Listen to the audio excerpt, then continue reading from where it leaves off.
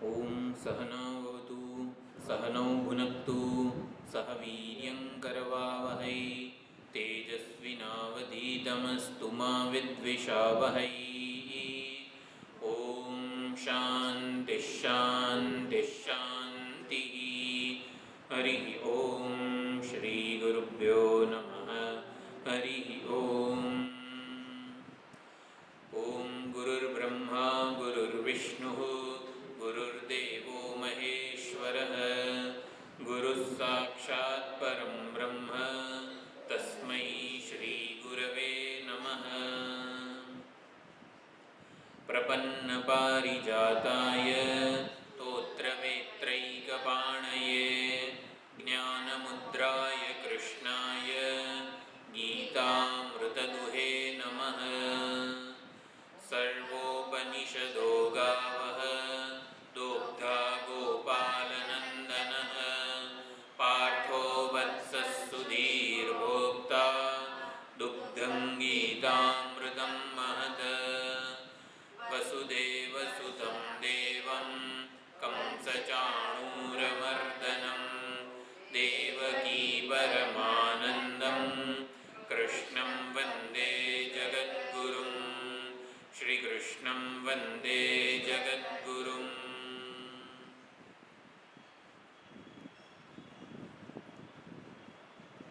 जगद्गुरु श्री कृष्ण परमात्मा ने नमस्कार। भगवद गीताનો ઉપદેષ્ટા ભગવાન છે એટલે ભગવદ્ ગીતાનો ઉપદેશ સમગ્ર જગત માટે આપણા સૌના કલ્યાણ માટે આપેલો છે. ભગવદ્ ગીતાનો ઉપદેશ કંઈ પ્રયાણ સમયને સાચવી લેવા માટે હોય એવું નથી. કોઈક સ્વજન વિદાય લે ત્યારે બધો ભગવદ્ ગીતાનું પારાયણ કરે વગેરે આવા કોઈક પ્રસંગોએ જ જાણે કે હોય ઉપદેશ કામનો એવું નથી. ભગવદ્ ગીતાનો ઉપદેશ ભૂતકાળ માટે કે ભવિષ્ય સુધારવા માટે નથી. અત્યારે વર્તમાનમાં જ પરમાત્મા સ્વરૂપની ઓળખ થાય એવો છે. એટલે ભૂતકાળ સુધારવાનો કે ભવિષ્ય ભૂતકાળની ચિંતામાંથી મુક્ત થવા માટે કે ભવિષ્યની કોઈ આવી રીતે ચિંતા હોય યોજના હોય એના માટે આ ઉપદેશ કામનો હોઈ શકે. અત્યારે વર્તમાનમાં એ સમજવાનો છે. જીવનને પરમ આનંદથી રસ તરબોળ કરી દે એવો ઉપદેશ છે. આપણે સૌ જન્મ્યા ત્યારથી જે પરમાત્માને શોધી રહ્યા છીએ એ પરમાત્માની ભાળ આપણને આ ગીતાના ઉપદેશથી મળે છે. જન્મ્યા ત્યારથી એક જ વસ્તુ શોધી રહ્યા છીએ, પરમાત્માને. સુષુપ્તિમાં પણ ઊંઘી જઈએ ગાઢ નિદ્રામાં ત્યારે પરમાત્મા સાથે બાથ ભીડીને એક થઈને સૂઈ જઈએ છીએ અને જાગ્યા પછી એને શોધીએ છીએ કે હું કોને સાથે એક થઈને સૂતો હતો. એટલે શાસ્ત્રો આવું વર્ણન કરે છે. જીવને પરમાત્મા સ્વરૂપનો એના આનંદનો સ્વાદ ચાખેલો છે, અનુભવ થયેલો છે, એટલે જ જાગ્રતમાં એને બધે શોધ્યા કરે છે. તો શોધવું હોય તો લક્ષણ ખબર હોવી જોઈએ. લક્ષણ આપણને આવી રીતે ભગવદ્ ગીતા આપે છે. 9મો અધ્યાય બહુ સુંદર એમાં વિચાર પાથું આપે છે. આપણે 10 શ્લોકો જોયા છે. પરમાત્માની અધ્યક્ષતામાં આ પ્રકૃતિ જે છે, માયા છે, સમગ્ર જગતનું સર્જન પાલન લય વગેરે કરે છે. પરમાત્મા અધ્યક્ષ છે. અધ્યક્ષ અક્ષ એટલે શું? ધુરી. ધુરી એટલે આધાર. એટલે પરમાત્મા છે, જગન્નાથ છે, માટે જગત આટલું સુંદર દેખાય છે. સંવાદિત રીતે બધા કાયદાઓ સુવ્યવસ્થિત રીતે ચાલી રહ્યા છે. જગન્નાથ છે અને માટે આ જગત સનાથ છે. સનાથ હોવું એટલે એની શોભા હોવી. પ્રકૃતિની જગતની શોભા આટલી સુંદર, આ જગત આપણને આટલું સુંદર કેમ દેખાય છે? જગન્નાથ છે. એટલે પરમાત્માની અધ્યક્ષતામાં સમગ્ર જગતનું આ વ્યવસ્થા વગેરે ચાલી રહી છે. એટલે હવે આગળ કહે છે તો આ બધા લોકો જગન્નાથને, જગતને જોવામાં જ કેમ રચ્યા પચ્યા છે? જગન્નાથને ઓળખવા માટે પ્રયત્ન કેમ કરતા નથી? કેમ સત્સંગમાં થોડા લોકો જ હોય છે? આખું અમદાવાદ, આખું કડી ગામ કેમ નથી આવતું? આવો પ્રશ્ન થાય આપણને કે કેમ બધા લોકો જગતને જોવામાં રચ્યા પચ્યા છે? જગત જેને લીધે આટલું સુંદર દેખાય છે, જગત જેને લીધે આટલું મનમોહક લાગે છે વગેરે, એને કેમ જોતા નથી? આપણે સુંદર બગીચો હોય, એમાં અનેકવિધ બધા પુષ્પો હોય, રંગબેરંગી, સોળે કળાએ આમ ખીલ્યા હોય, તો આ પુષ્પોને જ જોતા રહીએ. પણ એ પુષ્પોની માવજત કોણ કરે છે? માળી કોણ છે? જેને લીધે પુષ્પો આટલા સુંદર વગેરે બગીચો આટલો સુંદર લાગે છે. એટલે માળીની આપણે અવજ્ઞા કરીએ, અનાદર કરીએ, એની નોંધ ના લઈએ તો એ યોગ્ય નથી. તો અહીંયા હવે 11મા અને 12મા શ્લોકમાં આવું વર્ણન છે કે પરમાત્મા સ્વરૂપની, જગન્નાથની જે નોંધ ના લે તો પછી એ લોકોની શું હાલત થાય છે, એ મોહમાં, માયાના ચક્કરમાં પડે છે વગેરે વગેરે કહે છે ભગવાન. તો 11મા શ્લોકમાં, 9મો અધ્યાય એનો 11મો શ્લોક. અવજાનન્તિ માં મૂઢાઃ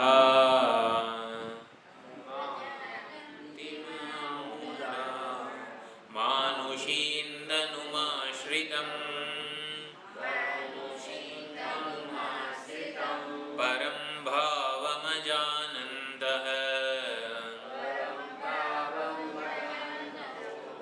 મમ ભૂતમહેશ્વરम्. અવજાનંતી એટલે અવજ્ઞા કરે છે, અનાદર કરે છે, નોંધ નથી લેતા. મૂઢા, મૂળ મનુષ્યો મારી નોંધ નથી લેતા. મારા પરમ ભાવમ અજાનંત, મારા પરમ ભાવને, મારા ઉત્કૃષ્ટ સ્વરૂપને, મારા સાચા સ્વરૂપને એ લોકો જાણતા નથી, માટે મારી અવજ્ઞા કરે છે. સાચા સ્વરૂપને ન જાણવાને લીધે જ અવજ્ઞા થાય. અને હકીકતમાં હું મમ ભૂત મહેશ્વરમ એટલે કે સર્વભૂતોનો મહેશ્વર છું, શાસક છું, નિયંતા છું, એવા મારા પરમ ભાવને એ લોકો જાણતા નથી, માટે મારી અવજ્ઞા કરે છે. અવજ્ઞા કરે છે અને એટલા માટે મને માનુષીમ તનુમ, તનુમ એટલે શરીર, એક મનુષ્ય દેહધારી માની બેઠા છે. એટલે આવી રીતે વસુદેવ દેવકી થકી જન્મેલા, ઓલા મથુરાના કારાવાસમાં જન્મેલો મને એક દેહધારી માની બેઠા છે.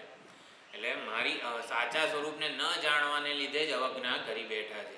જો દુર્યોધન, ભીષ્મ, દ્રોણ વગેરે બધા જાણતા હતા પરમાત્મા શ્રી કૃષ્ણ વાસુદેવને, પણ આ જે શિશુપાલ છે, દંતવક્ત્ર છે, દુર્યોધન છે વગેરે આ પરમાત્માને આ સાચા સ્વરૂપે જાણી ન શક્યા. એટલા જ માટે છેક સુધી અનાદર કરતા રહ્યા. એટલે ભગવાને વિશ્વરૂપ દર્શન એટલે રાજસભામાં બતાવ્યું દુર્યોધનને, તોય દુર્યોધનની ભાન એટલે એને મૂઢ કીધો છે. સમજાવવા છતાં ઓળખી ના શકે ને એને મૂઢ કીધો છે. અવજાનંતી મામ મૂઢાઃ, અવજ્ઞા કરે છે, મારો તિરસ્કાર કરી બેસે છે.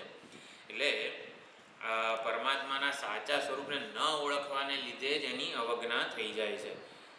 માનુષીમ તનુમ આશ્રિતમ, આશ્રિતમ, આશ્રિતમ એટલે એમાં જ રહેલું. એટલે કે ધારો કે આપણે દર્પણમાં આપણું પ્રતિબિંબ જોઈએ તો જ્યારે બહેનો તૈયાર થઈને પોતાને દર્પણમાં જુએ ત્યારે કેવું, ઓલું દક્ષિણી સાડી હોય તો ગુજરાતી સાડી પહેરી હોય તો દક્ષિણી સાડી તરીકે ડાબું જમણું ચેન્જ થઈ જાય. છતાં પણ એવું લાગે છે ને કે આ હું જ છું.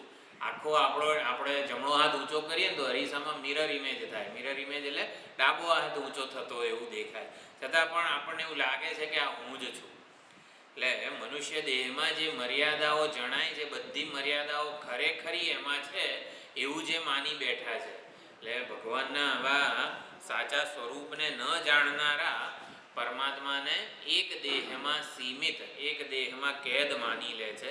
અને એટલે જ મનુષ્ય માનુષીમ તનુમ આશ્રિતમ અને પરમ ભાવમ, પરમાત્માના પરમ ભાવને, પરાપ્રકૃતિ, જે 7મા અધ્યાયમાં પરાપ્રકૃતિ, અપરાપ્રકૃતિ વગેરે કીધું. પરાપ્રકૃતિ એટલે ઉત્કૃષ્ટ સ્વભાવ. પરાપ્રકૃતિ રૂપે પરમાત્મા અહીં હૃદયમાં. આપણું હૃદય સ્થાન ક્યાં છે? તો શાસ્ત્રો એવું કહે કે નાભીથી એક વેંત ઉપર અને આ ગળાનું આ જે હાડકું છે એનાથી એક વેંત નીચે. ચાલો એ તો ભૌતિક સ્થાન થયું કે હૃદય અહીંયા હોય, પણ આપણું જે વિજ્ઞાન કે ડૉક્ટરો કહે છે હૃદય, એ હૃદયની એ વાત નથી. આપણા શાસ્ત્રોમાં હૃદય કોને કીધું છે કે અત્યંત આમ આઘાત લાગે તો જે જગ્યાએ લાગે છે એ સ્થાન, અને અત્યંત આનંદનો ઉછાળો. આમાં ઘણા વર્ષે અમેરિકાથી દીકરો આવે અને દીકરાને જુએ ત્યારે જે જગ્યાએ અત્યંત આમ આનંદ અનુભવાય ને એ સ્થાન હૃદય છે. સુખ અને દુઃખના અનુભવનું જે સ્થાન છે ને એ હૃદય છે. અને એ હૃદય પરમાત્માનું નિવાસ સ્થાન છે. એ પરા પ્રકૃતિ છે, ઉત્કૃષ્ટ સ્વભાવ છે પરમાત્માનો. તો એ પરમ ભાવમ અજાનંદ પરમાત્માના આ સર્વોત્કૃષ્ટ આપણા હૃદયસ્થ પરમાત્માને જે જાણતા નથી એ પરમાત્માના સાચા સ્વરૂપની અવજ્ઞા કરે છે, અનાદર કરી બેસે છે. જેવો થવો જોઈએ એવો આદર ના થાય એને અવજ્ઞા કરી કહેવાય. વડીલો હોય તો વડીલો કંઈક કહે તો એનો આદર થવો જોઈએ વગેરે. તો જેવો થવો જોઈએ એવો આદર ના કરીએ ને એટલે અનાદર કે અવજ્ઞા થઈ કહેવાય. જે મહત્વનું છે એને મહત્વનું ન માનીએ. હકીકતમાં જગત અને જગન્નાથ જે કૃષ્ણ ભગવાને અર્જુન અને દુર્યોધન સમક્ષ વિકલ્પો મૂક્યા હતા.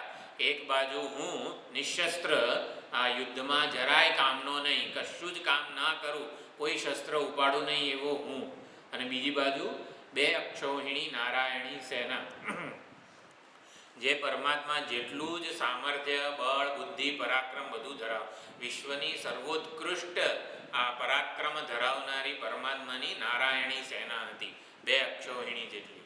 પસંદગી હકીકતમાં મહત્વનું કોણ છે એ સમજીએ નહીં, અને જે મહત્વનું નથી એની પસંદગી કરી બેસે. એટલે દુર્યોધનના કિસ્સામાં આવું થયું. આ બધું છે ને અવજાનંદી મા મૂઢા, આ બધું આપણે એક તો દક્ષ પ્રજાપતિના જીવનમાં જોઈ શકીએ છીએ. પરમાત્માની અવજ્ઞા કરી, અને આ દુર્યોધન, શિશુપાલ, દંતવક્ર વગેરે પણ કાળ યવનથી માંડીને બધાએ, જરાસંધ બધાએ પરમાત્માની અવજ્ઞા કરી એમના સાચા સ્વરૂપને ન જાણવાને લીધે. એટલે એમનું કલ્યાણ થયું નહીં. અને અવજ્ઞા કરવી એટલે અજ્ઞાનનું સૂચક છે. અને આ મૂઢાહાથી, અજ્ઞાનમાંથી મોહ જન્મે. મોહ એટલે આપણે સાચા સ્વરૂપે ન જાણીએ અને એક દેહધારી પરમાત્માને, આ તો ગોવાળિયો જ છે ને, આને શું આવડવાનું, આનામાં શું બળ સામર્થ્ય વગેરે રહેલું, આ તો જાદુગર છે, માયાવી છે વગેરે, આવું આ દુર્યોધનને બધાને છેક છેલ્લે સુધી લાગ્યું હતું. એટલે એને મૂઢ કીધા છે. સાચા સ્વરૂપને તો ઓળખ્યા નહીં, અને એનાથી ઉલટું એને એક ગોવાળિયો, એક દેહધારી માની બેઠા. એટલે એ અનાદર થયો કહેવાય, અવજ્ઞા થઈ કહેવાય.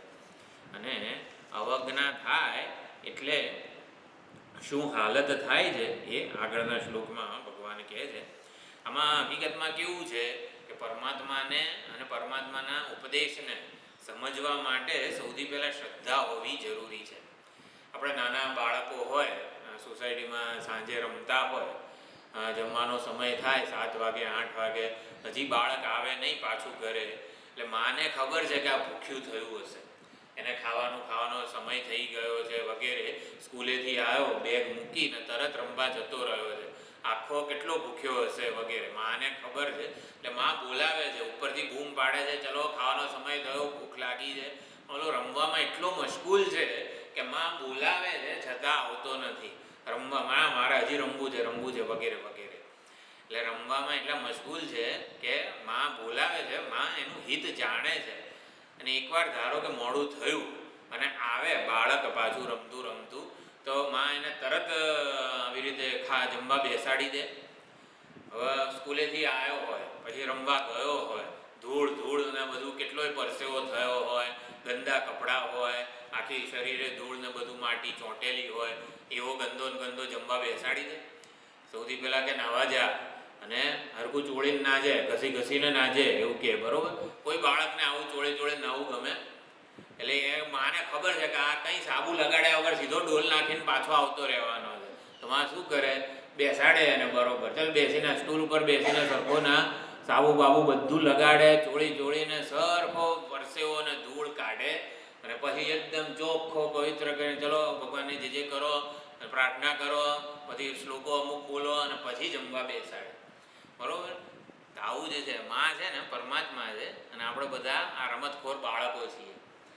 પરમાત્માએ આપણે છે ને આ સંસારમાં, જગતમાં છે ને એટલા રમીએ છીએ ને, રમવામાં એટલા મશગુલ છીએ કે પરમાત્મા બોલાવે છે, ચલો ખાવાનો સમય થયો, ખાવાનો એટલે ચલો 4:30 થયા, થોડો સત્સંગનો સમય થયો, એટલે પરમાત્મા બોલાવે છે આપણને, પણ રમવામાં એટલા મશગુલ છીએ ને કે આ બોલાવે છે ને તોય હજી કોઈને ખબર પડતી નથી.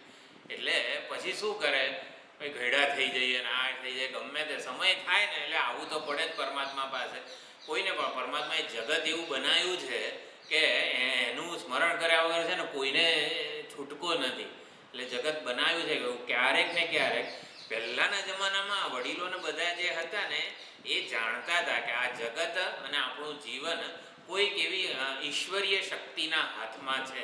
એટલે ઈશ્વરીય શક્તિ જ આપણા જીવનને ચલાવી રહી છે આવું સમજતા હતા અને શ્રદ્ધાપૂર્વક એ ચાલુ જ રહેતું હતું. વિજ્ઞાનના બધા સાધનોથી માંડીને આપણી આ ટેકનોલોજીના લીધે આપણે ઈશ્વરીય શક્તિનો અનાદર કરી બેઠા છીએ. વિજ્ઞાનની શોધો એટલી બધી આપણા જીવનમાં એનું પ્રદાન મહત્ત્વનું બની ગયું છે કે અત્યારે કેવું છે, વિજ્ઞાન આપણા જીવનને ચલાવે છે.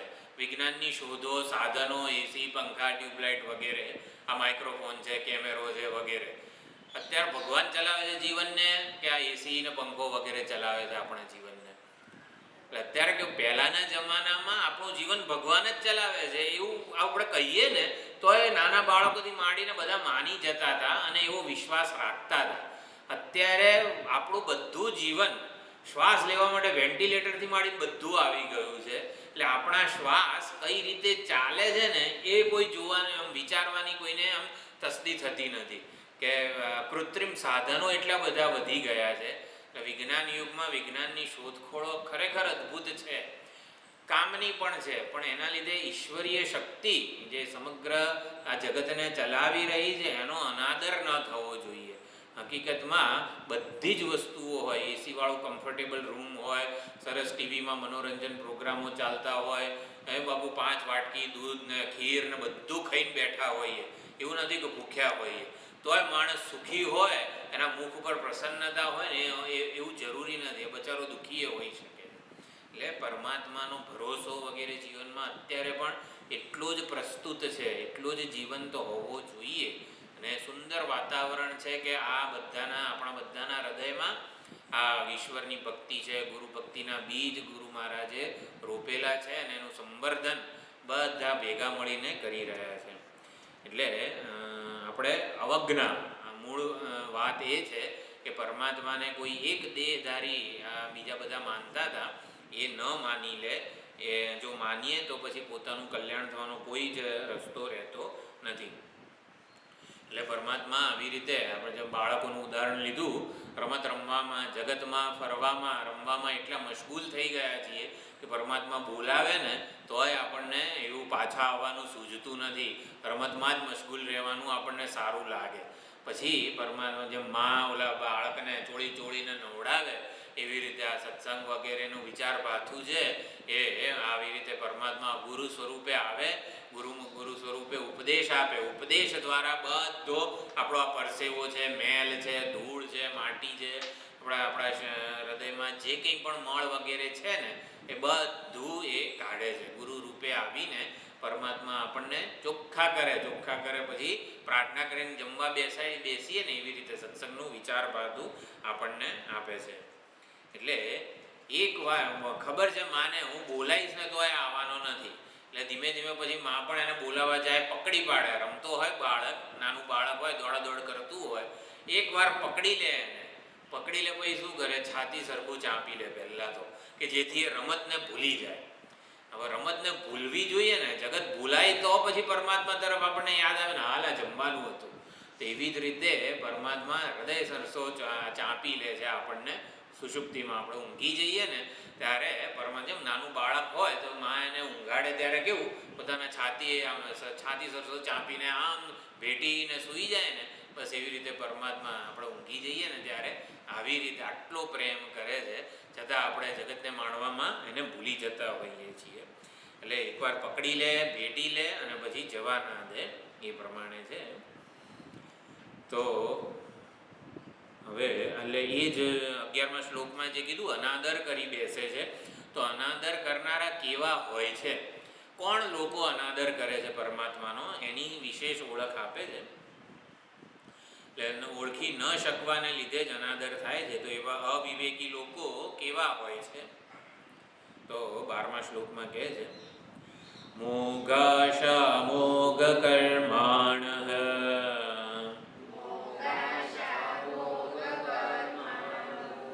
મોગ જ્ઞાન વિચે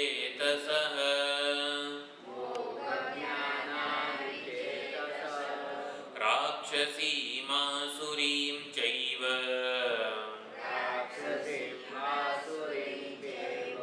પ્રકૃતિં મોહિનીં શ્રિતાઃ.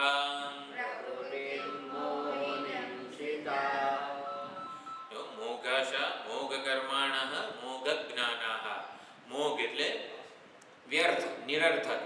રામચંદ્રજીનું બાણ કેવું હતું? અમોઘ હતું. અમોઘ એટલે શું? ક્યારેય વ્યર્થ ના જાય, ક્યારે નિશાન ચૂકે નહીં વગેરે. અમોઘ. તો અહીંયા મોઘ શબ્દ છે. મોઘ એટલે વ્યર્થ. તો જેનું જ્ઞાન, જેની આશાઓ એટલે કે ઈચ્છા વગેરે અને જેના કર્મો મોઘ છે, વ્યર્થ છે, નિષ્ફળ, નિષ્પ્રયોજન છે, વિચેતસઃ અત્યંત જેમનું ચિત્ત પરમાત્માથી વિમુખ છે, એવા કેવા છે? રાક્ષસીમ, આસુરીમ, પ્રકૃતિમ. તો ત્રણ પ્રકારની પ્રકૃતિની વાત કરેલી છે. રાક્ષસી પ્રકૃતિ, આસુરી પ્રકૃતિ અને મોહિની પ્રકૃતિ. આ ત્રણેય પ્રકૃતિનો આશ્રય લીધેલો છે. એટલે એ પ્રમાણે એમનું જીવન ચાલ્યા કરે છે. પ્રકૃતિ એટલે સ્વભાવ, સ્વભાવ એટલે વાસના. વાસના એટલે જેમ ચીલા પડી જાય, જેમ આપણે કોઈક જગ્યાએ જેમ લોન હોય કે લોન ઉગાડી હોય, પણ એમાં વારંવાર પગલાં એ જ માર્ગે ચાલીએ તો કેવું આખું ત્યાંથી ઘાસ પણ જતું રહે, આમાં પગદંડી બની જાય. અથવા તો નહેરની ખેતરોમાં કેવા ચીલા પાડેલા હોય જેથી પાણી પસાર થાય. તે મનની અમુક પ્રકારની માન્યતાઓ એટલે એ જ ઢબે, એ જ રીતે વિચાર કરવાની પ્રક્રિયાને લીધે મનમાં એ બધા ચીલા પડી જાય. તો આ રાક્ષસી, આસુરી અને મોહિની પ્રકૃતિ જે છે એનો આશ્રય લેનારા છે. એના આશ્રય રહીને એ લોકો પરમાત્માનો અનાદર કરી બેઠા છે. તો મોઘ જ્ઞાનાઃ, આ બધી જ વસ્તુઓ દક્ષ પ્રજાપતિના ઉદાહરણ દ્વારા સમજી શકીએ આપણે. આપણે શ્લોક છે ને શિવ મહિમ્નમાં પણ દક્ષ પ્રજાપતિ શ્રદ્ધા વિદુર, એટલે દક્ષ પ્રજાપતિનો જે યજ્ઞ, દક્ષ પ્રજાપતિએ દેવી ભગવતીની ખૂબ આરાધના કરી હતી. તો દેવી ભગવતીની આરાધના કરી અને પછી દેવી ભગવતી પ્રસન્ન થયા. પ્રસન્ન થઈને કીધું વરદાન માંગ. દક્ષ પ્રજાપતિએ કીધું તમે મારે ત્યાં પુત્રી રૂપે અવતાર લો. અને આવું કીધું એટલે દેવી ભગવતીએ કીધું જો મારો વિવાહ શંકર ભગવાન સાથે થશે અને શંકર ભગવાન સાથે મારો વિવાહ થશે એટલે શંકર ભગવાન શું થાય? તારા સસરા જમાઈ થાય. અને તો તમે સસરા થશો તો તમારે ટૂંકમાં એવું નહીં સમજવાનું કે હું આખા જગતના જે અધિપતિ છે, ઈશ છે, એનોય સસરો છું એમ. એટલે કોણ મોટું, સસરો મોટો કે જમાઈ મોટો? એટલે દેવી ભગવતીએ દક્ષને ચેતવ્યા હતા કે શંકર ભગવાન જ મારા પતિ થશે, સ્વામી થશે, એટલે તમારે એમનું માન, આદર વગેરે જાળવવું પડશે. જો નહીં જાળવો ને તો તમારું પતન થઈ જશે. એટલે આવું ચેતવ્યા હતા કે ત્યારે દક્ષ પ્રજાપતિ તો ડાયા ડમરા હતા કે હા હું બહુ ધ્યાન રાખીશ વગેરે. એમ કરીને દેવી ભગવતી સતી રૂપે દક્ષ પ્રજાપતિને ત્યાં અવતર્યા. પછી તો બધી કથા આપણને ખબર છે. દક્ષ પ્રજાપતિ એ સભામાં આવતા હતા ત્યારે બ્રહ્માજી છે એમના પિતા એ ઊભા ન થયા અને શંકર ભગવાન ઊભા ન થયા અને એમના શંકર ભગવાનનું બહુ અપમાન કર્યું વગેરે. અને પછી શંકર ભગવાન તો અત્યંત ઉદાસીન હતા, માન અપમાન વગેરે દ્વંદ્વોથી પર હતા. એટલે એ ચાલ્યા ગયા. પણ પછી સતી આવે છે અને પોતાના દેહને જે છે ચિતામાં યોગાગ્નિમાં ભસ્મ કરી દે છે. એટલે આ બધી વસ્તુઓ થઈ, અનાદર થયો. પણ એવું કેમ? એટલે દક્ષ પ્રજાપતિ દ્વારા અનાદર શું થયો કે હું પ્રજાપતિ છું, એટલે કે કર્મોનો વિધાતા છું. પ્રજાપતિ આખા જગતની વ્યવસ્થા કરે. વ્યવસ્થા કરે એટલે દક્ષ પ્રજાપતિને ઘમંડ શું આવ્યું કે જગતને વ્યવસ્થાપક. જો ભગવાને જગતનું સર્જન કર્યું બરોબર, પણ જગતની વ્યવસ્થા સાચવવી હોય. વ્યવસ્થા એટલે શું? આપણે ટાઉન પ્લાનિંગ જેને કહેવાય ને, કે અહીંયા વસાહત હોય, ભાઈ આટલા લાખ વસ્તી હોય તો ત્યાં એક સ્વિમિંગ પુલ હોવો જોઈએ, અમુક બગીચા હોવા જોઈએ, આટલા રસ્તાઓ હોવા જોઈએ, ગટર પાઇપલાઇન વગેરે, સુએઝ વગેરેની વ્યવસ્થા હોવી જોઈએ. તો આ એટલે પ્રજાપતિની આ જવાબદારી હતી કે અહીંયા પર્વતો હોય, અહીંયા નદી હોય. ભાઈ પહેલાં છે ને દક્ષ પ્રજાપતિ નહોતા ને ત્યારે ગમે ત્યાં નદી વહે, ગમે ત્યાં પર્વતો હોય, ગમે ત્યાં મેદાન હોય, ગમે ત્યાં રણ હોય. તો બધા જ જગતને એક રહેઠાણ લાયક બનાવવું, કોમ્યુનિટી બનાવવી કે ત્યાં લોકો રહી શકે, એ બધું કામ દક્ષ પ્રજાપતિએ કરેલું. કે પર્વતો એક જગ્યાએ હોય, મેદાનો એક જગ્યાએ હોય, નદી એક જગ્યાએ વહે, અહીંયા વસવાટ થઈ શકે, આ બધી વ્યવસ્થા કહેવાય. એટલે દક્ષ પ્રજાપતિને આ બધું મેં કર્યું છે, જગતનું વ્યવસ્થા સંચાલન બધું હું કરું છું એવું થઈ ગયું. એટલે એની જે પરમાત્માની અવજ્ઞા થઈ ગઈ, અનાદર થઈ ગયો. એટલે એમનું જ્ઞાન બધું હું કરું છું એવું એ જ્ઞાન પણ મિથ્યા હતું, મોઘ હતું. અને એમના કર્મો એટલે પછી એને અભિમાન વધ્યું. એટલે શું કર્યું દક્ષ પ્રજાપતિએ? રુદ્ર ભાગ વિનાનો કર્મકાંડ. એટલે કોઈ પણ કર્મ કરીએ ને આપણે, વૈદિક કર્મકાંડ, યજ્ઞ, યાગ, નવચંડી, વાસ્તુ વગેરે જે કોઈ પણ આપણે કરતા હોઈએ છીએ તો એમાં રુદ્ર ભાગ હોય જ છે. દરેકે દરેક જે દેવતાઓ છે એનો ભાગ હોય. પણ દક્ષ પ્રજાપતિએ શું રુદ્ર ભાગ વિનાના યજ્ઞનું વિધાન કર્યું. રુદ્ર ભાગ વિનાનો કોઈ પણ યજ્ઞ છે ને સફળ ના થાય. એટલે જે પોતે કર્મફળ દાતા છે, યજ્ઞનું જે ફળ હોય એ જ પ્રદાતા છે. શંકર ભગવાન જ યજ્ઞના ફળના દાતા છે. એમનો જ અનાદર કરો તો યજ્ઞનું શું ફળ મળે? એટલે રુદ્રભાગ વિનાના યજ્ઞનું વિધાન દક્ષે કર્યું, પણ રુદ્રભાગ વિનાનો યજ્ઞ કોઈ દિવસ સફળ થાય નહીં. એટલે એ કર્મ, યજ્ઞરૂપી કર્મ પણ મોઘ થયું. એ જ્ઞાન હતું એ પણ મોઘ, વ્યર્થ, નિષ્ફળ ગયું. અને એમની આશા કે આના વડે હું જગતનું કલ્યાણ કરી દઈશ, એ આશાઓ પણ વ્યર્થ થઈ ગઈ, મોઘ થઈ ગઈ. એટલે દક્ષ પ્રજાપતિના ઉદાહરણ દ્વારા આપણે સમજી શકીએ છીએ. હકીકતમાં જે નોકરિયાત હોય, જેમ કે શિક્ષક હોય તો પ્રિન્સિપાલનો અનાદર કરે અને સ્કૂલમાં વિદ્યાર્થીઓનો વિશ્વાસ જીતવાનો પ્રયત્ન કરે કે ભણાવે તો એ કંઈ બહુ ઝાઝું ટકે નહીં. એટલે દરેકે દરેક વસ્તુ પોતાના માલિક, પોતાનો બોસ વગેરે જે કંઈ પણ હોય, શાસક જે હોય ને એનો આદર તો કરવો જ પડે. એટલે ગમે ત્યારે મોઘ કર્માણ, એટલે આપણા કર્મો મોઘ ન હોવા જોઈએ. મોઘ હોવા એટલે શું? દક્ષ પ્રજાપતિની જેમ કર્મમાં કર્માધ્યક્ષ, કર્મફળ દાતા એવા ઈશ્વરનો સ્વીકાર થયો ન હોય ને એને મોઘ કર્મો કહેવાય. તે કોઈ પણ કર્મ કરતી વખતે, અત્યારે હું બોલી રહ્યો છું, આપણે સાંભળી રહ્યા છીએ, ઈશ્વરની કૃપા છે, ઈશ્વરના સંકલ્પપૂર્વક જ આ વિચારો જન્મી રહ્યા છે. એટલે વિચારો જન્માવનાર જ પરમાત્મા પોતે છે. એટલે સાઉથના કર્ણાટકમાં એક ભક્ત થઈ ગયા, બહુ સુંદર સ્તુતિ બધી રચે છે. એવું કે આ પરમાત્માની આપણે સ્તુતિ વગેરે કરીએ, જેમ કે પુષ્પદંતે શિવમહિમના સ્તોત્ર રચ્યું વગેરે વગેરે. તો એવી રીતે ભગવાન, હું આપની સ્તુતિ કરું છું ને એ જ સૌથી મોટું અજ્ઞાન છે. હકીકતમાં પરમાત્મા તમે જ તમારી સ્તુતિ કરી રહ્યા છો. એટલે આવી રીતે હું સ્તુતિ કરું ને એ તો ખરેખર મોટામાં મોટું અજ્ઞાન છે. પરમાત્મા તમે જ તમારી સ્તુતિ કરી રહ્યા છો, મહિમા ગાઈ રહ્યા છો. એટલે જ્ઞાન નિષ્ફળ, મોઘ જ્ઞાનાહ, મોઘાશાહ અને મોઘ કર્માણાહ. આપણા કર્મોમાં જ્યારે ઈશ્વરનો સ્વીકાર ન થયો હોય, ઈશ્વરને સમર્પિત જે કર્મ ના થયું હોય, જે કર્મ દ્વારા ઈશ્વરની આરાધના ના થઈ હોય ને એ કર્મોને મોઘ કહેવાય. મોઘ એટલે વ્યર્થ, એનું કંઈ ફળ ના મળે આપણને. અને મોઘ જ્ઞાનાહ, ડૉક્ટરો જે છે આપણા, એ ડૉક્ટરોને ખબર છે કે આ શરીરના દરેકે દરેક અંગને જેટલા પણ અંગો છે એ એટલે અંદર શરીરમાં શું છે એ બધું ડૉક્ટરોને ખબર છે. તો સૌથી વધારે સત્સંગમાં કોણ લોકો હોવા જોઈએ? ડૉક્ટરો હોવા જોઈએ. કેમ? કારણ કે વૈરાગ્ય સૌથી પહેલો એમને જન્મી જવો જોઈએ. ડૉક્ટરોને ખબર છે આ શરીરમાં શું છે. આ શરીરમાં મોહિત થવા જેવું કંઈ નથી. એમ કે કેટલી બધી ઘૃણાસ્પદ વસ્તુઓ આ શરીરના અંગોનું વર્ણન કરીએ, આ શરીરને ખોલીએ, ડિસેક્શન કરીએ ને એક વસ્તુનો ઢગલો મૂકીએ અહીંયા, તો કોઈ જોવું ગમે નહીં આપણને. છતાં પણ આપણે આ એક શરીરના આ ઉપરનું જે ઓલું શું કહેવાય, રેપર છે, એટલું બધું સુંદર માયાનું બનેલું છે ને એટલે આપણને ખબર નથી પડતી કે અંદર શું માલ ભરેલો છે. એટલે ડૉક્ટરોને ખબર છે અંદર શું છે, તોય એ લોકોને વૈરાગ્ય જન્મતો નથી કે ખરેખર આમાં મોહિત થવા જેવું નથી, ભગવાનનું ભજન જ કરવા જેવું છે.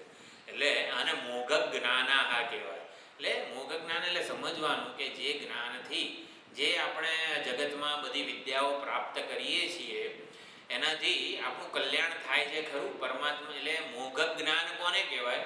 કે જે ભણવાથી આપણને પરમાત્મા વિષયક કોઈ જિજ્ઞાસા જ જન્મે નહીં. હકીકતમાં અત્યારે વિજ્ઞાન, સ્કૂલ, કોલેજ વગેરે જે કંઈ પણ ભણીએ છીએ ને એ શું છે, બધા કાયદાઓનું જ્ઞાન આપે છે. ભાઈ ગુરુત્વાકર્ષણ બળ આવી રીતે કામ કરે, ચુંબકીય બળ આવી રીતે કામ કરે, બધા કાયદાઓ, બધા લોઝ એન્ડ ઓર્ડર જેને કહેવાય કે જગતમાં આવી રીતે બધી એનર્જી એટલે કે શક્તિ છે, કાયદાઓ છે, વ્યવસ્થા છે, આ વિદ્યા આપણને મળે છે. એટલે જગતમાં સુખી થવું હોય ને તો આટલા સમીકરણો છે એને તમે ઓળખો. પણ આ બધું જ્ઞાન મોઘ જ્ઞાન કહેવાય. કેમ? કારણ કે એકે વિદ્યા કાયદાનો ઘડનારો કોણ છે એનું જ્ઞાન કરાવે છે, એની જિજ્ઞાસા જન્માવે છે આપણામાં. એટલે કાયદાઓનું જ્ઞાન વિજ્ઞાન, રસાયણશાસ્ત્ર, ભૌતિકશાસ્ત્ર વગેરે આપે છે આપણને, પણ કાયદાનો ઘડનારો કોણ છે એ જ્ઞાન આપણને માત્ર આપણા શાસ્ત્રો, ભગવદ્ ગીતા વગેરે જ આપે છે. એટલે ભગવદ્ ગીતા જે જ્ઞાન આપે છે અને અત્યારે સ્કૂલ કોલેજોમાં જે કંઈ પણ આપણે ભણીએ છીએ એમાં ફરક શું છે? તો સ્કૂલ કોલેજોમાં જે ભણીએ છીએ ને એ કાયદાઓનું જ્ઞાન આપે છે. ભગવદ્ ગીતા કહો, આપણા શાસ્ત્રો કહો, કાયદાને ઘડનારો કોણ છે એનું જ્ઞાન આપણને આપે છે. ચેતનનું જ્ઞાન આપે છે, ઓલી શક્તિનું જ એટલે કે જડ વસ્તુઓનું જ્ઞાન આપે છે. અને વિચેતસઃ એક શબ્દ છે, વિચેતસઃ. વિચેતસઃ એટલે વિવેકના અભાવે બધું જ વ્યર્થ થઈ જાય. એટલે મૂળ લોકોનું જ્ઞાન વિવેક જન્માવતું નથી. ખરેખર સાચું શું છે, જગન્નાથ મહત્વના છે, જગત નહીં. એટલે એ એમનું જ્ઞાન એ પરમાત્માથી વિમુખ થતા જ રહે છે. એટલે શ્રદ્ધાળુ હોય ને એ જ દૈવી પ્રકૃતિનો આશ્રય લે છે. એટલે પરમાત્મામાં શ્રદ્ધા જન્મવી.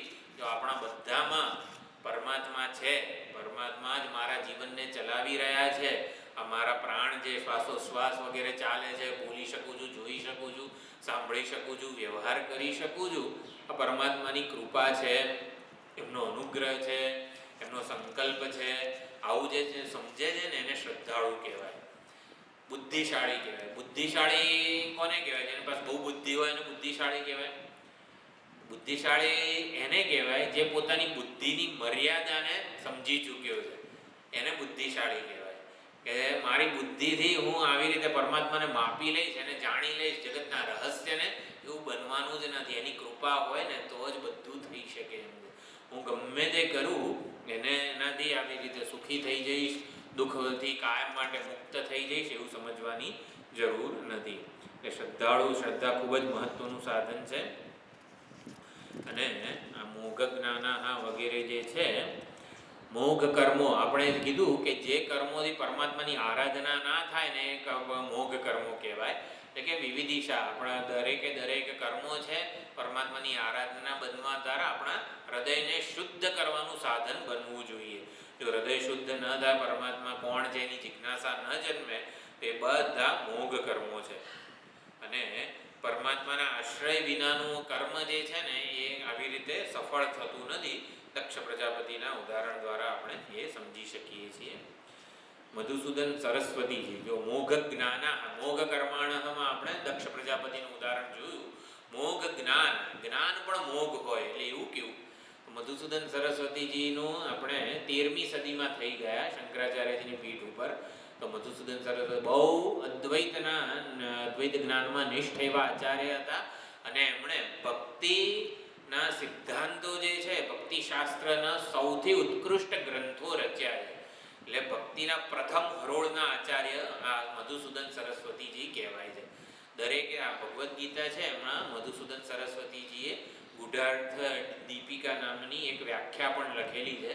ને દરેક વ્યાખ્યામાં દરેક અધ્યાયના અંતે અને પ્રારંભમાં એટલા સુંદર ભગવાનના ધ્યાન શ્લોકો રચેલા છે મધુસૂદન સરસ્વતીજીએ. તેમના જીવનનું ઉદાહરણ છે. આપણે મોઘ જ્ઞાન, જ્ઞાન મોઘ હોવું એટલે શું તો એ સમજીએ. તો એ સંન્યાસી હતા. મધુસૂદન સરસ્વતીજી સંન્યાસી હતા, અદ્વૈત જ્ઞાનમાં નિષ્ઠ હતા. છતાં પણ એકવાર આવી રીતે કંઈક લેખન કાર્ય વગેરે કરી રહ્યા હતા તો એમના કુટિયામાં વગેરે એક દિગંબર સાધુ આવે છે. સાધુ કોને કહેવાય? કે જેની કોઈ વેશભૂષા ના હોય. સંત, આપણે જેટલા પણ શબ્દો છે ને, જેમ કે સંત, પછી મહાત્મા, સાધુ વગેરેના આમ આચાર્યો જુદા જુદા અર્થ કરે છે. તો સાધુ એટલે સંન્યાસી કે આચાર્ય કોને કહેવાય? કે જે એક એની કંઈક ઉપાધિ વિશેષ હોય, એક પરંપરા હોય, એક કાયદો હોય, એક પ્રમાણે એ એમના આચાર વિચાર હોય, દંડ હોય, સંયમ હોય વગેરે બધું હોય, એને સંન્યાસી કહેવાય. સાધુ એટલે શું? અવધૂત કક્ષાના બધા કહેવાય કે જેમના કોઈ કાયદાઓ વગેરેનું બંધન હોતું નથી, અજગરની જેમ પડ્યા હોય, અજગરની જેમ એટલે કે ખાવાનું દેહનું એટલી હદે એમને ભાન હોતું જ નથી. અજગરી વૃત્તિના બધા જે હોય ને એને સાધુ કહેવાય. તો આવો એક દિગંબર સાધુ જેને કોઈ કાયદો વગેરે, સ્ત્રી પુરુષનો ભેદ પણ ન હોય, જે સુખદેવજી જેવા બધા, એટલે એને સાધુ કહેવાય. તો એવો દિગંબર એક સાધુ જે છે એ આવે છે અને આવી રીતે ધૂળથી આખું શરીર આમ તેમ લપેટાયેલું છે અને પોતાની કોઈ ઓળખ નથી. દિગંબર હોવું એટલે શું? કોઈ ઓળખ ન હોવી. અત્યારે આપણી એક ઓળખ છે, આપણા વસ્ત્રોથી આપણી એક ઓળખ છે, આપણી એક હેરસ્ટાઈલથી આપણી એક ઓળખ છે, આપણા તિલકથી આપણી એક ઓળખ છે, આપણા ચશ્માથી એક આપણી ઓળખ છે. તો સાધુ કોને કહેવાય? જેની કોઈ ઓળખ નથી, એને સાધુ કીધો છે. જો દરેકે દરેક શબ્દનો એ પ્રમાણે અર્થ કરેલો છે. તો આવી રીતે મધુસૂદન સરસ્વતીજી બેઠા છે પોતાની કુટિયામાં, લેખન કાર્ય કરી રહ્યા છે અને દિગંબર સાધુ કોઈક આવી રીતે આવે છે અને મધુસૂદનને જ્યાં બેઠા હતા ને એના કરતાં ઊંચા આસન ઉપર જઈને બેસી જાય છે અને પછી કહે છે, મધુસૂદન, વાદમાં તમે મારી સામે વાદ કરો અને એમાં હારી જાઓ તો તમને હારી જવાનો ડર લાગે ખરો? તો મધુસૂદન કહે કે હા, વાદમાં એટલે તમારી સાથે શાસ્ત્રોની ચર્ચા થાય, એમાં હું હારી જઉં તો હારી જવાનો મને ડર લાગે ખરો? આમ તકલીફ થાય ખરી કે હારી ગયો, આટલું બધું ભણ્યો છું, આટલા બધા ગ્રંથો રચ્યા છે અને તોય તમારી સામે હારી જવું શાસ્ત્રાર્થની ચર્ચામાં, તો મને ખરેખર ગ્લાનિ તો થાય, પરસેવોય છૂટી જાય. વાદમાં આપણે દલીલો કરતા હોઈએ કંઈક શાસ્ત્રોની વગેરે વગેરે અને સામેવાળો કોઈક એવો તર્ક કે યુક્તિ વગેરે કંઈક લાવે અને આપણે એનો જવાબ ના આપી શકીએ ને, ત્યારે ખરો પરસેવો છૂટે. અર્જુન જેવી હાલત થાય, આમ ગાંડીવ ધનુષ હોય ને એ હાથમાંથી સરી પડે ને વગેરે બધું થાય, એટલે પરસેવો છૂટી જાય. અને તર્ક વિતર્કમાં ધારો કે તમે જીતી જાઓ તો કે હા ફૂલાઈ પણ જઈએ, હા હું જીતી ગયો વગેરે, ફૂલાઈ પણ જવું અને જો હારી જવું તો હૃદયમાં ગ્લાનિ પણ થાય. તો એ જે દિગંબર સાધુ છે ને મધુસૂદન સરસ્વતીજીને કહે છે કે તો તમારું જ્ઞાન જે છે ને એ ઉપાધિનું ખાલી અલંકાર જ બન્યું છે. અલંકાર એટલે શું? ઉપાધિનું અભિમાન તમારું વધ્યું છે. હકીકતમાં તો ઈશ્વરમાં ભળી જવું એટલે પોતાની કોઈ વિશિષ્ટ ઓળખ ન રાખવી, અહંકાર પોતાના ઉપર બધી એક પછી એક, હું આ ભણ્યો, હું આ શાસ્ત્ર ભણ્યો, હું ઓલું શાસ્ત્ર ભણ્યો, એમ કરીને અંબાડીઓ પહેરતો જ જાય છે, જાણે કે પોતે મહાન થવાનો પ્રયત્ન કરે છે. એટલે અહંકાર, અહંકારો એટલું બધું સિદ્ધિઓ બધી પ્રાપ્ત કરવાનો પ્રયત્ન કરે છે કે ઈશ્વર જેવો મહાન બની જવું. હકીકતમાં અહંકાર એટલે ડાપણ કોને કહેવાય? કે કોઈ પણ અહંકાર, વ્યષ્ટિ જીવ વગેરે જે છે ગમે તેટલી દુન્યવી સિદ્ધિઓ પ્રાપ્ત કરે ને પણ ઈશ્વર એવું મહાન બની જ શકવાનું નથી. અને એના કરતાં ડાપણ શું છે કે જે મહાન છે ને એમાં ભળી જવું. મહાન બનવાની ઝંખના મનુષ્ય માત્રને છે. કેમ? કારણ કે એનો મૂળે એ પરમાત્માનો જ સ્વભાવ છે ને, પરમાત્મા મહાન છે અને પરમાત્માનું જે રૂપ છે જીવ, એટલે જ મહાન બનવાની ઝંખના છે. હકીકતમાં જીવે મહાન એવા પરમાત્માને જાણવાના છે, ત્યારે એ મહાન બની જાય. મહાન બનવું છે. હવે કુકડાની વાત છે, યાદ કરાવી તો આવી રીતે ગામમાં કુકડો હોય, કુકડે કૂક સવારે કરે 4-5 વાગે, બધાને ઉઠાડે, એનું જીવન આમનું આમ ચાલતું હતું. પણ આવી જ રીતે ગામમાં અને બધી આપણે ચૂંટણી પ્રચાર ને બધું થાય ને ત્યારે કેવું બધા રિક્ષામાં ઓલા બ્યુગલો વગાડે, આપનો કિંમતી વોટ અમને આપો ને આ તેને બધું નહીં, ઓલા એક બધું મ્યુઝિક વાગ્યા કરે વગેરે. તો ગામમાં ચૂંટણી પ્રચાર થયો કે તમે આવી રીતે આ નેતા આવા સદ્ધર છે, ગામમાં આટલું બધું સત્કાર્યો કર્યા છે, એમને મત આપો ને આમ ચૂંટણી પ્રચાર બધો ઢંઢેરો બહુ પીટાતો હતો. એટલે ભાઈ કુકડાને એવું થયું કે ચલો આ લોકો નેતા ને આ તે બધું આવી રીતે નક્કી કરે છે અને પછી એ ગામમાં આવી રીતે બધા કાર્યોને બધું કરશે, તો પછી આપણામાં પણ કોઈક નેતા હોવો જોઈએ ને, આપણે પણ ચૂંટણી કરીએ. એટલે આપણા જે બધા કુકડા સમાજ જે છે આખો, એમાં પણ આપણે બધા ભેગા થઈએ અને એમાં પણ ચૂંટણી વગેરે કોઈક નેતા તો હોવો જોઈએ, જેથી આપણે આટલું સવારે 4 વાગે ઉઠીને બધાને ઉઠાડી દેખાડીએ છીએ આપણે કોઈ નોંધ જ નથી લેતું. આ કોઈક નેતા હોય તો આપણું જરા વટ પડે વગેરે. તો બધા કુકડા સમાજને ભેગા કર્યા અને પછી ચૂંટણીના અંતે બધી વાત કરી. બધાએ વિચારને વધાવી લીધો કે ચાલો ચૂંટણી આપણે કરીએ. બધાએ પછી બહુમતીથી નિર્ણય લીધો કે આ જે કુકડાભાઈ છે એને જ આપણે આપણો નેતા સમજીએ. એટલે કે ચલો કુકડાભાઈ, તમે આ આપણા જેટલા પણ ગામમાં કુકડા કુકડીઓ વગેરે છે એના તમે અમારા લીડર છો, નેતા છો, તમે કહો એ પ્રમાણે અમે દોરાઈશું. એ પ્રમાણે બધું ચાલ્યું. કુકડાને જરા હું નેતા છું ને એટલે જરાક આમ ટટ્ટાર ચાલવા લાગ્યો ને આમ તેમ બધું વટ પડી ગયો એનો. એટલે હવે બધાએ મને માન આપવું પડે. માન આપે ક્યારે કોઈ? જ્યારે કંઈક ખબર હોય કે નેતાને માન ક્યારે આપે? જ્યારે હાર તોલા પહેર્યા હોય, ઓલી ગાડી ઉપર નહીં ઊભો હોય અને બધા ચૂંટણી પ્રચાર થતો હોય તો ખબર પડે ને કે આ નેતા છે. એટલે ભાઈ કુકડાભાઈએ નક્કી કર્યું તમે બધા મને હાર તોલા પહેરાવવાના છે, ખબર પડે કે હું નેતા છું કુકડા સમાજનો. એટલે આમ હાર તોલા પહેરે, પછી ઉપર આમ તેમ બધું છોગું ના તેનું બધું ટૂંકમાં ઠાઠ માઠ પૂર્વક એ આમ ગામડામાં ફરતો જાય. ધીમે ધીમે પછી એવું થયું કે આ કુકડા આમ પસાર થતો હોય તો દરેક કુકડો અને કુકડી વગેરે હોય રામ રામ વગેરે બધા કહે. એવી રીતે બધા બીજા બધા કુકડાઓ એને માન આદર આપે. ચલો કુકડાઓ જ માન આદર આપે છે પણ બીજું કોઈ માન આદર આપતું નથી. એટલે આપણે સમજવું પડશે કે હજી કંઈક લોકો આપણને જાણે એવું કરવું પડશે. એટલે એણે મોટું બોર્ડ માર્યું આમ કુકડા સમાજ, મોટા આમ કુકડાભાઈ પરમ પૂજ્ય વગેરે વગેરે આમ મોટું પોતાના માથા ઉપર કલગી હોય ને ત્યાં મોટું બોર્ડ. એટલે કે બીજા બધા જે કૂતરું બિલાડી વગેરે હોય ને એ લોકોને ખબર પડે કે આ કુકડા સમાજના નેતા છે. એટલે બધું પરમ પૂજ્ય ધુરંધર ને બધું કુકડા એવું બધું લખ્યું. એ બોર્ડ સારું થોડુંક વજનદાર થઈ ગયું. વજનદાર થઈ ગયું એટલે આમ થોડું આમ એટલે એનું વજન પડે. પછી મોટું બોર્ડ મારીને આમ ચાલવાની તો જે મજા આવે, બધા આપણા આદર માન આપતા હોય મજા આવે, પણ એનો ભાર એટલો બધો વધી ગયો. પછી ધીમે ધીમે ચાલે છે પણ પછી ગામમાં બીજા કૂતરાઓ આવી ગયા. હવે ગામમાં બીજા કૂતરાઓ આવ્યા એને તો કોઈને ખબર નહોતી કે આ કુકડો આવી રીતે નેતા છે કુકડા સમાજનો, એને માન આદર આપવું પડે. એટલે કૂતરાઓ એ કુકડાની પાછળ પડ્યા. હવે પાછળ પડ્યા, કુકડો ભાગે તો ખરો, દોડી તો જાય, એની સ્પીડ તો જોરદાર હોય, પણ ઓલા હાર તોલાનો એટલો ભાર હતો અને એમાં પાછું માથે એટલું બોર્ડ મારેલું મોટો કુકડાભાઈ ના અંતે બધું, એટલે દોડી શક્યો નહીં.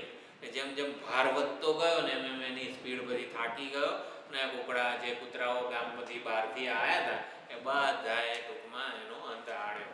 એટલે કે જીવ એટલા બધા બોર્ડ, એટલા હાર તોલા કરે છે, એટલા બોર્ડ મારે છે કે હું આમ છું ને તેમ છું, એ ભારમાં ને ભારમાં આ પરમાત્માને ભૂલી જાય છે. મોઘ જ્ઞાનાહ, એટલે આપણું જ્ઞાન જે છે મોઘ કે વ્યર્થ ના થવું જોઈએ. એ બોર્ડ એટલે ઉપાધિની બધી ઓળખો એટલી બધી વધારવાનો પ્રયત્ન કરીએ છીએ કે ઉપાધિ જેને લીધે આપણને મળેલી છે, આ શરીરનું સામર્થ્ય, બળ, બુદ્ધિ, શક્તિ જેને લીધે મળેલી છે એને ભૂલી જઈએ છીએ. એટલે આપણું જ્ઞાન મોઘ ન થવું જોઈએ. એટલે મધુસૂદન સરસ્વતીજીને પેલો દિગંબર સાધુ એ જ સમજાવવા માંગતો હતો કે હજી જો આવું ગ્લાની હૃદયમાં થતી હોય, પરસેવો છૂટતો હોય અને વાદમાં જીતી જવાનો હર્ષનો આવેગ આવતો હોય તો આ જ્ઞાન તમારું ઉપાધિનું આભૂષણ બનેલું છે. એ ઉપાધિનું આભૂષણ બનેલું છે, કુકડા જેવી હાલત થઈ કહેવાય તમારી. એટલે તમારે હકીકતમાં તમારા મનને ભગવાનમાં ભેળવવાનું છે. મનને આવી રીતે ભગવાનથી જુદું રાખવાનું નથી. એટલે તમે ભાવનાના બળે શ્રી કૃષ્ણનો સાક્ષાત્કાર કરો. એટલે દિગંબર સાધુએ મધુસૂદન સરસ્વતીજીને અષ્ટાદશાક્ષર મંત્રની દીક્ષા આપી. અષ્ટાદશાક્ષર મંત્ર છે ઓલો ક્લીમ કૃષ્ણાય ગોવિંદાય ગોપીજન વલ્લભાય સ્વાહા. આ અષ્ટાદશાક્ષર મંત્ર છે.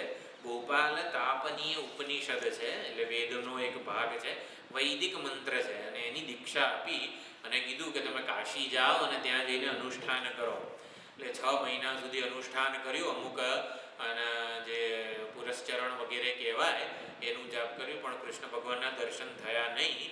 એટલે પછી એ જંગલમાં જતા રહ્યા ઉદાસ થઈને કે ભગવાનના તો ક્યાંય દર્શન થયા નહીં.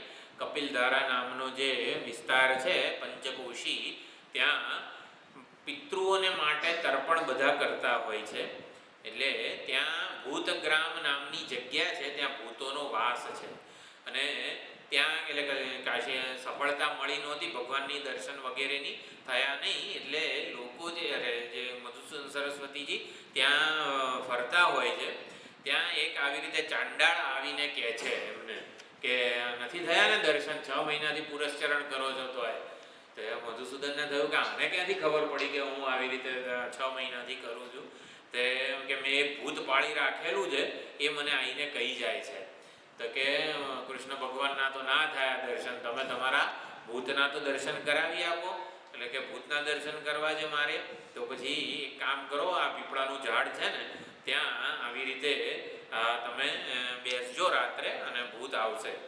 તો એ બેઠા હોય છે પીપળાના ઝાડ નીચે, અને ભૂત નજીક આવે ને તરત બળી જવાનો એને ભય લાગે છે. એટલે ભૂત પાછું જતું રહે છે. સવારે પછી ચાંડાળને મળે છે ત્યારે મધુસૂદનજી કહે છે કશું ભૂત આવ્યું નહીં. ત્યારે ચાંડાળે કીધું કે આવું છે કે તમે આટલું બધું પુરસ્ચરણ કરેલું છે અષ્ટાદશાક્ષર મંત્રનું, એટલે ભૂત નજીક આવે છે પણ તમે એને એ બળી જવાના ભયે પછી ભાગી જાય છે. એટલે ભૂતે મને કીધું છે કે તમે જે અનુષ્ઠાન કરેલું છે પુરસ્ચરણ, હજી એક પુરસ્ચરણ તમે પૂરું કરો, ત્યારે પછી એ તમને ભગવાનની કૃપા દર્શન વગેરે થશે. મધુસૂદન સરસ્વતીજી એક પુરસ્ચરણ કરે છે, ભગવાનના સાક્ષાત દર્શન થાય છે, અને ભક્તિ રસાયણ નામનો ગ્રંથ રચે છે. ભક્તિ રસાયણ બહુ જ મોટો ગ્રંથ છે, અને આવી રીતે ભગવદ્ ગીતાની પણ વ્યાખ્યા એમણે લખેલી છે. ટૂંકમાં આપણું જ્ઞાન આપણું આભૂષણ, એટલે ઉપાધિનું આભૂષણ ન બનવું જોઈએ. હું આટલું ભણ્યો, હું આ શાસ્ત્ર ભણ્યો, હું આ શાસ્ત્ર ભણ્યો, એમ કરીને આપણું જ્ઞાન આપણી ઉપાધિનું અહંકારનું આભૂષણ ન બનવું જોઈએ. અને વિચેતસહ વગેરે, વિચેતસહ એટલે દક્ષ પ્રજાપતિ જેવા બધા, એવું સમજવાનું છે. આમાં 3 શબ્દો છે, રાક્ષસીમ, આસુરીમ ચૈવ પ્રકૃતિ મોહિનીમ શ્રિતાહ. તો આસુરી પ્રકૃતિ, રાક્ષસી પ્રકૃતિ અને મોહિની પ્રકૃતિ. તો આસુરી પ્રકૃતિ રાગ પ્રધાન હોય, રજોગુણ પ્રધાન હોય, રાગ પ્રધાન હોય. રાક્ષસી પ્રકૃતિ દ્વેષ પ્રધાન હોય, એટલે સુખી થવું હોય પણ બીજાને પછાડીને સુખી થવું હોય વગેરે એ પ્રમાણે. અને જે મોહિની પ્રકૃતિ જે છે એ ઘોર તામસી પ્રકૃતિ છે, અત્યંત ઘોર તામસ વગેરે પ્રકૃતિ કહેવાય છે. એટલે આવી રીતે મોઘ જ્ઞાન, મોઘ લોકો એટલે અજ્ઞાની જે છે એમની આશાઓ, જ્ઞાન અને કર્મો બધું મોઘ જ થાય છે. મોઘ જ્ઞાન, મોઘ કર્મણ અને મોઘ વિચેતસઃ વગેરેને માટે એક ઉક્તિ, જે સંસ્કૃતમાં સુભાષિત ને એવું બધું કહેવાય ને, એવી રીતે આપણા શાસ્ત્રોમાં એક એવી રીતે સમજાવવામાં આવ્યું છે કે આંધળો માણસ કાળી બિલાડીને એવા અંધારિયા રૂમમાં શોધે છે કે જ્યાં એ છે જ નહીં. જો મોઘ જ્ઞાન વિચેતસઃ મોઘ કર્મ, જે પહેલી લીટી છે ને એને સમજાવતા, આંધળો માણસ છે કાળી બિલાડીને શોધે છે, કયા અંધારિયા રૂમમાં શોધે છે, અને કે જ્યાં કાળી બિલાડી છે જ નહીં એવા અંધારિયા રૂમમાં આંધળો માણસ એને શોધી રહ્યો છે. એટલે એની શોધ, એની કોઈ દિવસ સફળતા મળવાની છે આંધળા માણસને, બિલાડી મળવાની છે. જે છે જ નહીં એવી બિલાડીને શોધે છે, જ્યાં છે નહીં ત્યાં એને શોધે છે, અને સાધન જ નથી શોધવાનું તોય શોધે છે. બસ આ દક્ષ પ્રજાપતિ જેવા વિચેતસહની આવી હાલત છે. અજ્ઞાની લોકો ખરેખર પરમાત્માને સાચા સ્વરૂપે ઓળખે નહીં, ત્યારે આવી રીતે રાક્ષસી, આસુરી અને મોહિની પ્રકૃતિને આશ્રિત થઈ જાય છે. એ પ્રમાણે રાગ પ્રધાન સ્વભાવ થઈ જાય, કાં તો દ્વેષ પ્રધાન પ્રકૃતિ એટલે સ્વભાવ, વાસનાઓ વગેરે, અને પછી મોહિની એટલે કે ઘોર તામસી પ્રકૃતિ વગેરે વાળા થઈ જતા હોય છે. રાવણ વગેરેના કિસ્સામાં પણ આપણે આ જ વસ્તુને જોઈ શકીએ છીએ. વિચેતસઃ, દક્ષ પ્રજાપતિ વગેરે કેવી હાલત હતી. વિચેતસઃ એટલે શું? વિમુખ ચિત્ત થઈ જાય, એટલે સન્નિપાતનો જે રોગી હોય એ કેવું આમ તેમ ભટકે, એવી રીતે વિચેતસઃ સુખ માટે પણ એ સંસારમાં, જગતમાં આમ તેમ ભટકી રહ્યા છે. એમનું જ્ઞાન યથાર્થ નથી, એમના કર્મો કોઈ દિવસ સફળ થતા નથી, અને આશાઓ ભગવાનનો અનાદર થવાને લીધે ક્યારેય પૂરી થતી નથી.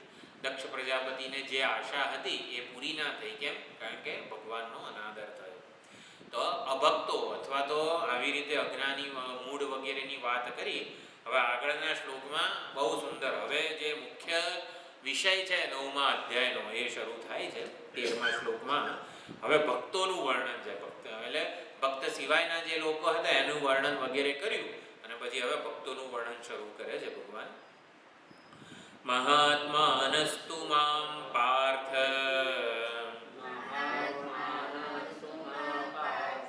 દૈવીમ પ્રકૃતિમાશ્રિતાઃ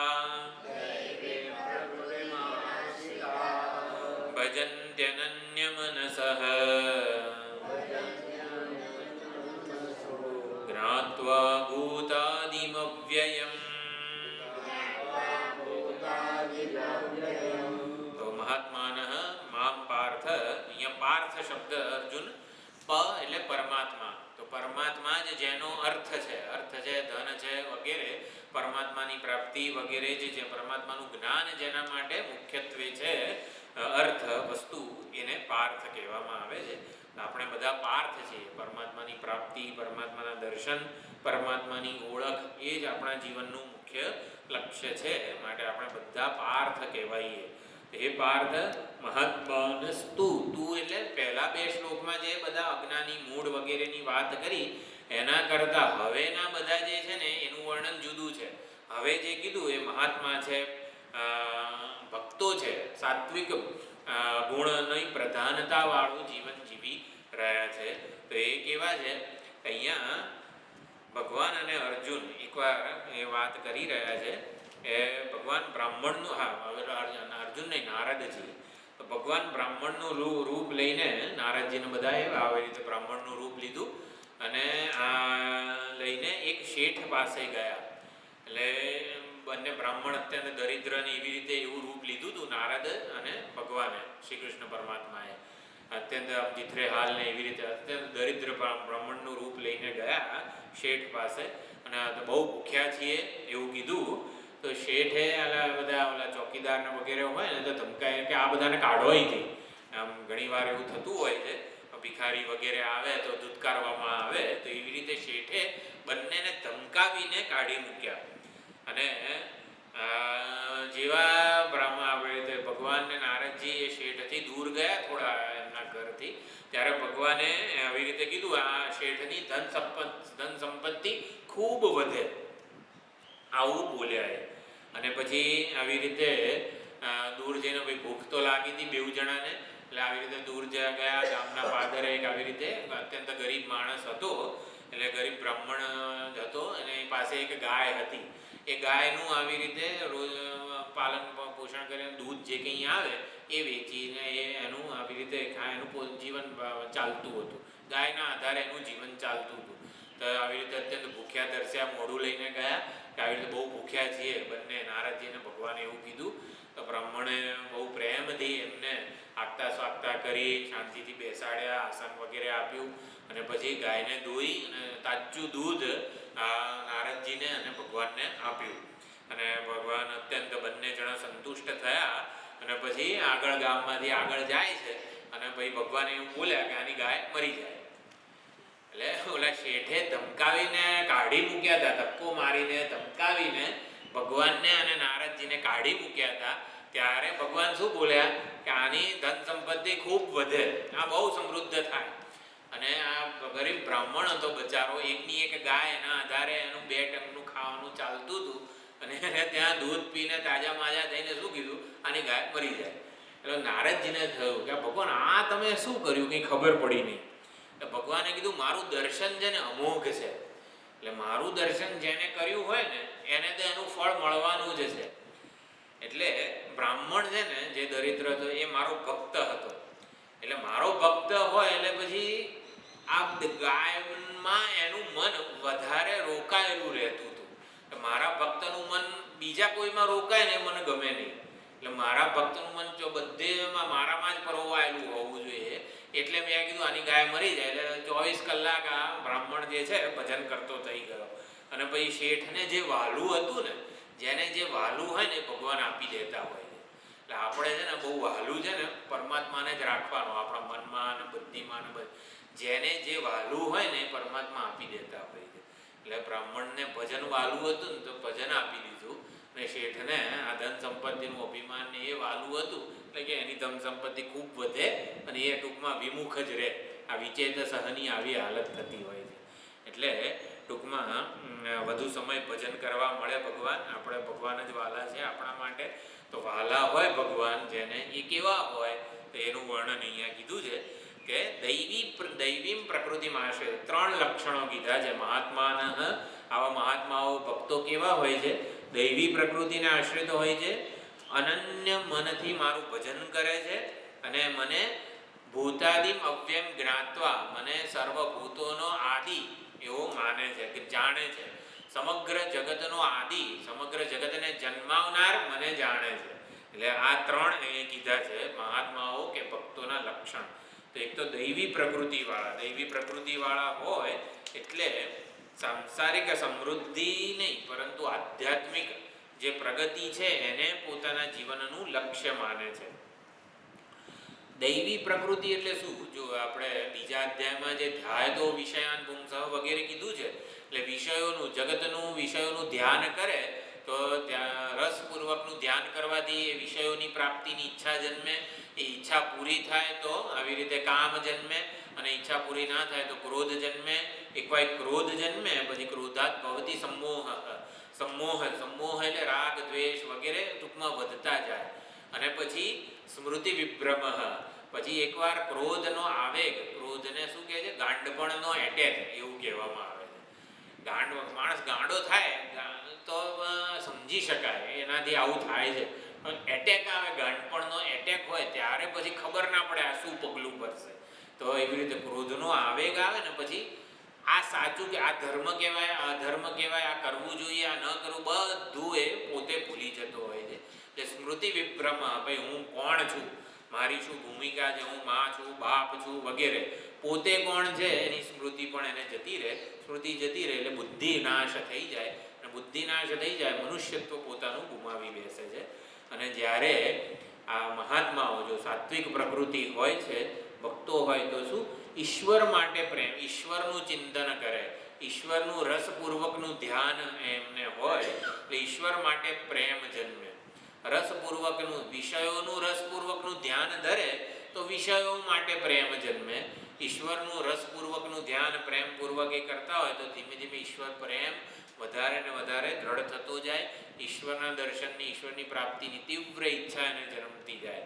અને પછી ઈશ્વર કોણ છે, એમનું સાચું સ્વરૂપ શું છે જાણવાનું, એમનો મહિમા શું છે એ જાણવાનું એમને મન થાય. એટલે સત્સંગ, કથા શ્રવણ વગેરે પણ એ પ્રયત્ન કરતા રહે.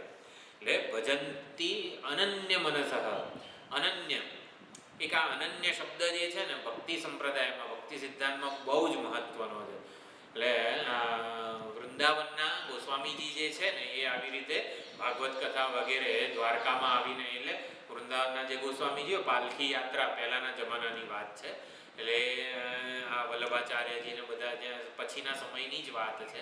એટલે આવી રીતે આવતા હતા પાલખી યાત્રા, એટલે પગપાળા જ બધું ચાલતું હતું એ સમયમાં. તો એટલે ભાગવત કથાના અંતે બધું થાય તો એ વખતે પગપાળા યાત્રા કરતાં કરતાં દ્વારિકામાં આવ્યા.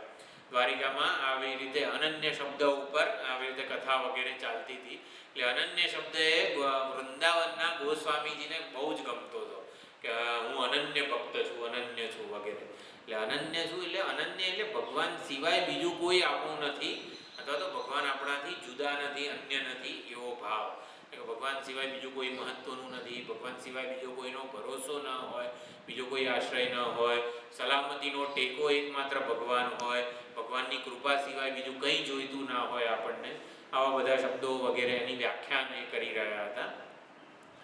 દ્વારિકા નગરીમાં આવી રીતે એક કનૈયો છે, એટલે ભગવાન જે છે એ આવી રીતે એક નાના બાળકનું રૂપ લઈને સાંભળતા હતા.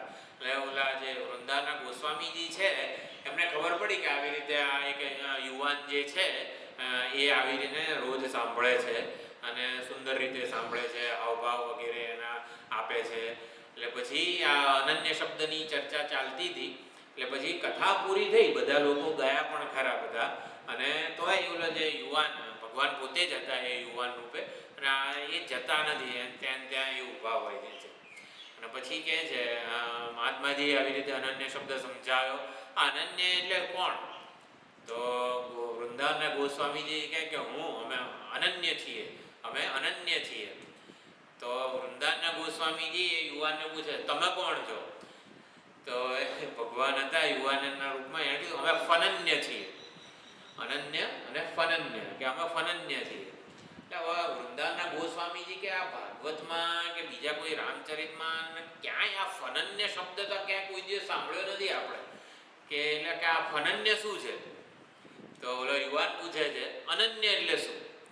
તો કે અનન્ય એટલે અમે તો માત્ર કૃષ્ણ ભગવાનનો જ ભરોસો છે, કૃષ્ણ ભગવાનને જ આશ્રિત છીએ. અમે તો ઇન્દ્ર ને વરુણ ને અગ્નિ ને આ બધા કોઈને, બ્રહ્મા વિષ્ણુ વગેરે કોઈને જાણતા નથી. અરે એ બધા કોઈની મદદ માટે અન્ય દેવતાનો આશ્રય લેતા નથી. કંઈ પણ દુઃખ મુક્તિ સમસ્યામાંથી છૂટવું હોય તો અમે માત્ર કૃષ્ણ ભગવાનને પ્રાર્થના કરીએ, એમની સ્તુતિ, એમનો મહિમા ગાઈએ, એમને જ પ્રાર્થના કરીએ. અમે બીજા કોઈને, ઇન્દ્રને ને વરુણને અગ્નિ ને વગેરે બધા દેવતાઓની શરણે જતા નથી. તે ચાલો મેં અનન્ય શબ્દનો અર્થ કર્યો, હવે તમે ફનન્ય શબ્દ સમજાવો. ફનન્ય એટલે કોણ? આવું તો મેં ક્યાંય શાસ્ત્રમાં સાંભળ્યું નથી. તો જે યુવાન હતા ભગવાન પોતે જ સમજાવવા માંગતા હતા કે ફનન્ય એટલે શું, કે તમને એટલીસ્ટ ખબર તો છે ને વૃંદાવનના ગોસ્વામીજી, તમને આવી રીતે આ ઇન્દ્ર, વરુણ, અગ્નિ, આ બ્રહ્મા ને વિષ્ણુ ને રુદ્ર ને આવા બધા દેવોની ખબર તો છે ને? ફનન્ય એટલે આ બધા કોઈ દેવોની ખબર જ નથી અમને તો, એમ અમે એવા ફનન્ય છીએ કે આ બધા તો વળી કોણ દેવો એમ. કૃષ્ણ સિવાય બીજો કોઈ હોય જ નહીં. અનન્ય શબ્દને સમજાવતા એટલે કૃષ્ણ એકમાત્ર પરમાત્મા જ છે, બાકીનું બધું જે વર્ણન હોય એમની વિભૂતિ કહેવાય, એમના અંગો કહેવાય. જેમાં એક શરીર અંગી છે, હાથ, પગ, પેટ, માથું, એનું જુદું અસ્તિત્વ હોય ખરું? એટલે ઇન્દ્ર છે, વરુણ છે, અગ્નિ છે વગેરે દેવતાઓનું કોઈ જુદું અસ્તિત્વ જ નથી. એટલે અન્ય દેવતા એવું પણ ન કહેવાય. ફનન્ય શબ્દ વગેરે એવી રીતે. તો મહાત્માઓ અનન્ય ભાવે આવી રીતે પરમાત્માનું ભજન કરતા હોય છે. મહાત્મા કોને કહેવાય? કણે કણમાં, ક્ષણે ક્ષણ પરમાત્માની ઓળખે, પરમાત્માને ઓળખે. કે સૃષ્ટિના કણે કણમાં પરમાત્મા છે, સૃષ્ટિમાં જે અનુભવ થાય છે ક્ષણે ક્ષણ પરમાત્માની ઓળખ, પરમાત્મા દર્શન આપી રહ્યા છે. મહાત્માને અજાત શત્રુ કહેવાય. એમનો શત્રુ હજી જન્મ્યો જ નથી. એટલે કોઈને શત્રુ ભાવે જોતા નથી, કોઈનાથી એમને ઉદ્વેગ થતો નથી અને એ કોઈનાથી ઉદ્વિગ્ન થતા નથી. એને મહાત્મા કહેવાય છે. મહાત્મા એટલે ઉદ્વેગ રહિત, એમનાથી કોઈને ઉદ્વેગ ના થાય અને એમને કોઈનાથી ઉદ્વેગ જન્મતો નથી. તો અત્યંત દૈવી જે પ્રકૃતિ છે, દૈવી સ્વભાવ એટલે ભગવાનમાં શ્રદ્ધા હોવી, એને દૈવી સ્વભાવ કહેવામાં આવે છે. એટલે આપણો દૈવી સ્વભાવ કહેવાય જો આપણે પરમાત્મામાં શ્રદ્ધા હોય, પરમાત્માના સ્વરૂપમાં શ્રદ્ધા હોય. પરમાત્માના સ્વરૂપમાં શ્રદ્ધા હોય એવી એટલે શું? જગતનું અભિન્ન નિમિત્ત ઉપાદાન કારણ છે એવું આપણે સમજતા હોઈએ. કે દૈવી સ્વભાવ હોય તો પરમાત્માનું ભજન થતું જ હોય છે. દૈવી સ્વભાવવાળા એડવાન્ટેજ લઈને જન્મે છે. એડવાન્ટેજ એટલે કંઈક આગળ વધેલા હોય છે. શુચિનામ શ્રીમતામ દેહ યોગ ભ્રષ્ટો બીજાય વગેરે જે કીધું છે, જ્યાં સંધ્યાવંદન થતું હોય, ઈશ્વરની પૂજા આરાધના થતી હોય એવા વાતાવરણમાં જન્મે છે. એટલે એમની આધ્યાત્મિક પ્રગતિ ખૂબ ઝડપથી આગળ વધતી હોય છે. મહાત્માઓને દૈવી સ્વભાવવાળા હોય એટલે અત્યંત ઝડપથી એમની આધ્યાત્મિક પ્રગતિ થતી હોય છે. અને કઈ રીતે પરમાત્માનું ભજન કરે છે? જ્ઞાત્વા ભૂતાદિમ અવ્યયમ, સમગ્ર ભૂતોનો જે આદિ છે, આખા જગતને જન્માવનારો છે પરમાત્મા, એવું સમજીને પરમાત્માનું ભજન કરે. જ્યારે પણ આપણે ગુરુ મહારાજને ભજીએ કે એમની પૂજા કરીએ કે કોઈ પણ દેવની, ઈષ્ટદેવની આપણે પૂજા આરાધના કરીએ ત્યારે એમને જગતને જન્માવનાર છે. એટલે એ એવું જ્ઞાન, સર્વજ્ઞ છે, જગતને જન્માવનાર છે એવું સમજીને આપણે એમની પૂજા કરવી જોઈએ. એ જ સર્વશક્તિમાન છે, સર્વજ્ઞ છે, સર્વસમર્થ છે, સર્વતંત્ર સ્વતંત્ર છે એવું સમજીને એમની પૂજા વગેરે કરતા હોય ને. દૈવી પ્રકૃતિ કે મહાત્માઓ કે ભક્તો વગેરે કહેવાય છે. તો આવા ભક્તો ભજન કેવી રીતે કરે છે એમ કરીને આગળ આખું નિષ્કામ ભક્તોની નિષ્કામ ભક્તિ કેવી હોય છે. આ દૈવી પ્રકૃતિવાળા કેવી રીતે ભગવાનનું ભજન કરે છે તો એ બધું આપણે જાણવું જોઈએ. એટલે એમની નિષ્કામ ભક્તિ કેવી હોય છે એ હવે પછીના આગળના શ્લોકોમાં છે, આવતી વખતે આપણે જોઈશું. ઓમ પૂર્ણમદ પૂર્ણમિદં પૂર્ણાત પૂર્ણમુદચ્યતે પૂર્ણસ્ય પૂર્ણમાદાય પૂર્ણમેવાવશિષ્યતે. ઓમ શાંતિ શાંતિ શાંતિ. હરિ ઓમ.